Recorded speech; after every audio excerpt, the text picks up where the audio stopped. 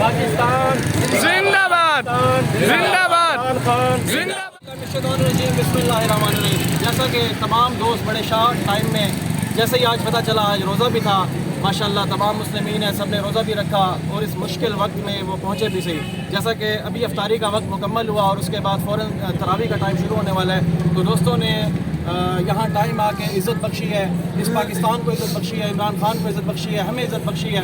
انشاءاللہ تعالی ہم بالکل ساتھ ہیں عمران خان کے، اور جو بھی عمران خان کے ٹکٹ پہ آئے گا انشاءاللہ تعالی وہ اس حلقے سے کامیاب ہوگا انشاءاللہ۔ یہ ہمارا نمائندہ اجتماع ہے، بلکہ ایسے سمجھیں کہ ہماری ایک ایک کال، یعنی کہ چند کالوں پہ یہ لوگ جمع ہو گئے ہیں۔ جب ہم نے کمپین کی تو انشاءاللہ تعالی وہ شخص، وہ رکن، وہ ممبر بھی یہاں سے جیتے گا جو صرف پاکستان تحریک انصاف ہوگا انشاءاللہ، اور خصوصی طور پہ لوٹے اس حلقے میں آنے کی ان کی جرت نہیں ہوگی انشاءاللہ۔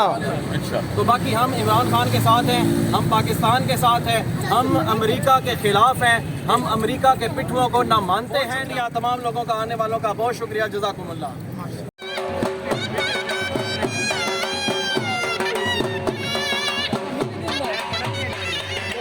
نہیں